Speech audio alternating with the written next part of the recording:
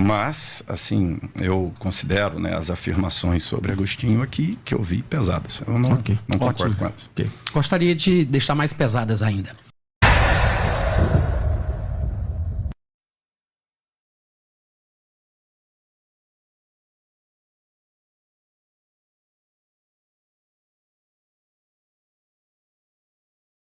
Em primeiro lugar, o que nós falamos a respeito de Pelágio hoje, não todos nós, mas alguns de nós, se baseia no que Agostinho disse sobre Pelágio, o que é engraçado, porque ele se tornou opositor de Pelágio porque não concordava com ele e, inclusive, numa campanha difamatória junto com Jerônimo, ele tentou demonizá-lo, que...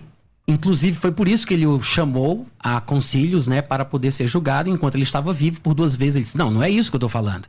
E ele se defendeu e foi inocentado. Depois que ele morreu, covardemente, Agostinho, mais uma vez, convocou um 3º concílio e aí conseguiu o que ele queria. Transformar a administração, a pregação, a crença de Pelágio em heresia. Outra coisa, o que nós sabemos sobre Pelágio, às vezes, por causa da nossa bolha, não é exatamente a realidade dos fatos. Existe uma obra que foi publicada pela doutora Ali Bonner, deixa aqui a minha dica para os estudiosos, os que querem realmente conhecer Ali Bonner. Ela lançou um livro chamado O Mito do Pelagianismo. Só tem em inglês, até agora não foi publicado em português, ele foi publicado no Reino Unido, mas está disponível na Amazon e pode ser adquirido facilmente. Está escrito em inglês, mas em português seria o mito do pelagianismo. Então, o que é que acontece? Na verdade, quando Agostinho se voltou contra Pelágio, ele não estava se voltando contra Pelágio somente, ele estava se voltando contra todos os pais da igreja até então. Contra todos os pais da igreja até então. O que foi motivo de disputa de Agostinho com Pelágio eram as mesmas coisas que todos os outros concordavam com Pelágio. Em relação à independência do homem, a habilidade do homem de conhecer a Deus, a questão da responsabilidade do livre-arbítrio e tudo mais. Quando Agostinho se levantou contra Pelágio, ele estava se levantando contra todos os pais da igreja até então. Contra todos os pais da igreja até então.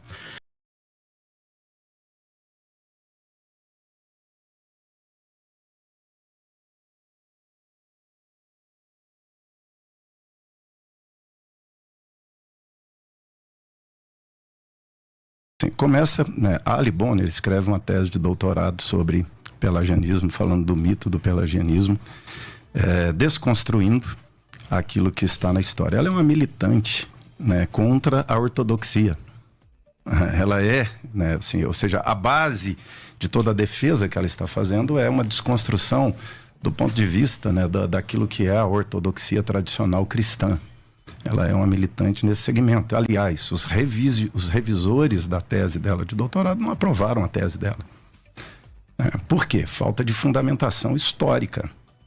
Então, assim, é um livro, é uma teoria da Ali Bonner. Não é fartamente documentado, não é tão tecnicamente documentado. É uma tese de doutorado, tem os seus argumentos pró, mas tem contestações acadêmicas fortíssimas, pesadíssimas, em cima do trabalho de Ali Bonner, né? Então, assim, fazer essa revisão e resgatar o próprio Pelágio é fazer um exercício de ler a história à luz dos debates presentes. É uma coisa que tem acontecido muito nos nossos dias, é uma coisa chamada presentismo. Presentismo é ler a história passada a partir das vivências do presente. E aí a gente começa a resgatar personagens e também começa a demonizar personagens, né?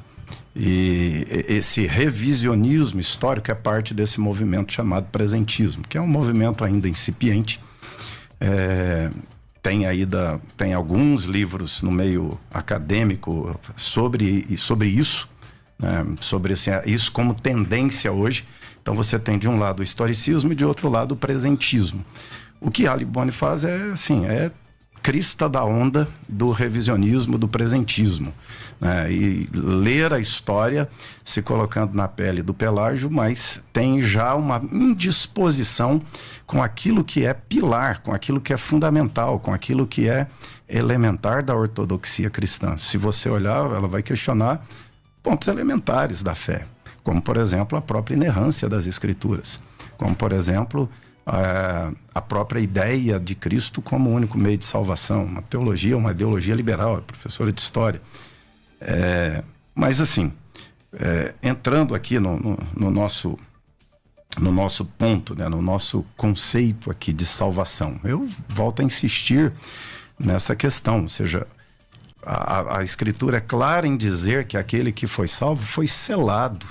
Agora, aquele que foi salvo foi regenerado, ele foi declarado santo e justo.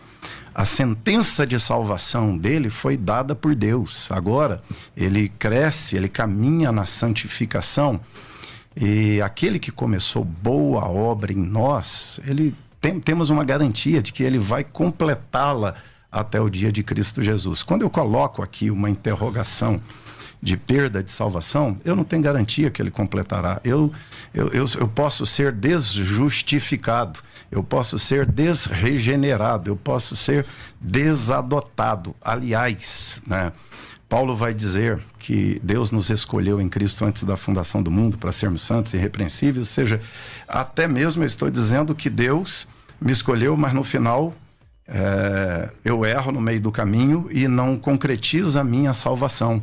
Eu sou escolhido em Deus para a salvação, mas no final erra. Ou seja, até mesmo no conceito, né, de presciência divina, que Deus me deu a salvação, Deus não sabia que eu ia perdê-la, Deus me deu uma salvação que eu perderei no meio do caminho. Eu estou caminhando aqui.